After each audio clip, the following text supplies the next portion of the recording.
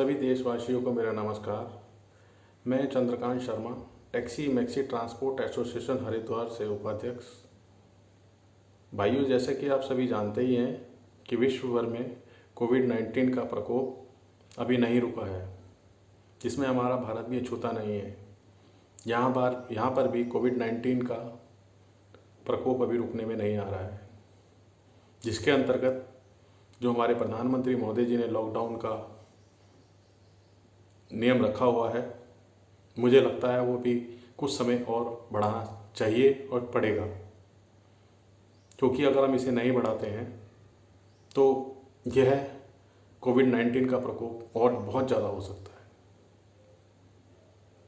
हमारा उत्तराखंड में जो कार्यकाल है वो सिर्फ 6 महीने का है। अभी हम सब लोगों के आगे संकट खड़ा हो गया है। अक्टूबर से हम लोगों के यहाँ पर रेलों का आवागमन बंद था।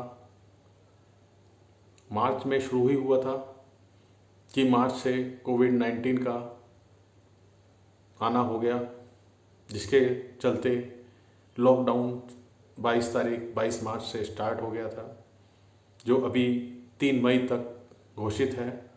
आगे का अभी कुछ नहीं कह सकते क्या होगा।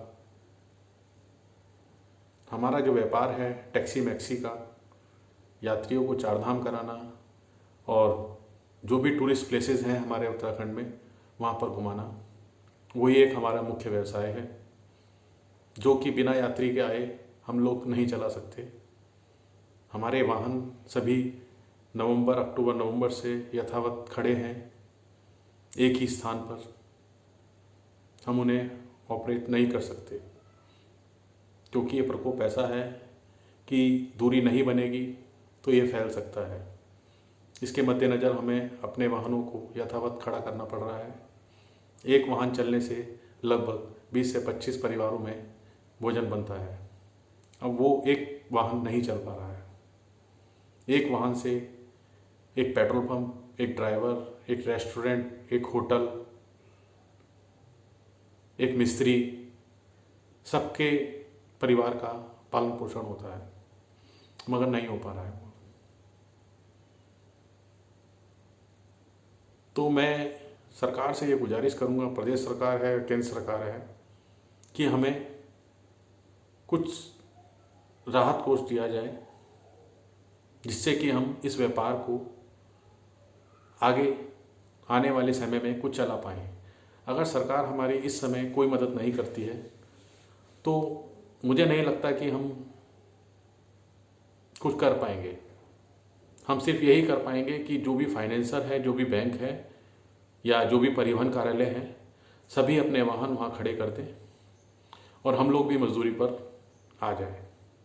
यही एक उपाय है, इसके अलावा कोई उपाय नहीं है। अगर हमको कोई राहत पैकेज नहीं मिलता है तो राहत पैकेज में हमारी गाड़ी के जो टैक्स है, राज्य टैक्स है, वो माफ़ किया जाए। हमारी गाड़ी की किस्तें माफ़ की जाएं, जिसमें कि ब्याज ना लिया जाए। ड्राइवरों को कुछ अनुदान राशि उनके खाते में आए।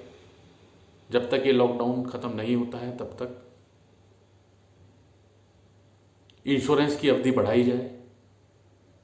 अगर ये 3-4 चीज़ें हमारे साथ होती हैं तो हम कुछ अपना माइंड मेकअप कर सकते हैं कि हाँ, हम कुछ इस व्यापार में आगे कुछ सोच सकते हैं।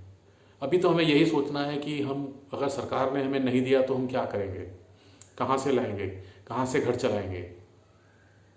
तो ये एक बहुत बड़ा संकट सभी के आगे है। जितने भी गाड़ी मालिक हैं, रेस्टोरेंट हैं, होटल हैं, वो कैसे उस चीज़ को चला पाएंगे, कैसे किस्तें देंगे, कैसे अपने जो व्यवसाय से जुड़े साथी हैं उनको कैसे मैनेज कर पाएंगे। तो मेरी सरकार से गुजारिश है कि हमारे जो उत्तराखंड है उसकी भौगोलिक परिस्थितियाँ अन्य राज्यों से बहुत विषम हैं। यहाँ पर कार्य सीजनल होता है और वो सीज़न भी अगर आपदा में चला जाए तो आदमी कहीं का नहीं रहता। मैं सरकार से गुजारिश करूँगा, भारत सरकार से और राज्य सरकार से, कि हमारी इस आवाज़ को सुने, इस पर ध्यान दें। और सभी भाइयों से मैं निवेदन करूंगा कि जो सरकार द्वारा गाइडलाइन आई हैं उनको फॉलो करें। अगर वो उनको फॉलो करते हैं तो ये जो कोविड-19 है इससे हम जल्द छुटकारा पाएंगे, और इससे हम जल्द छुटकारा पालेंगे तो हम सामान्य जीवन में आ सकते हैं।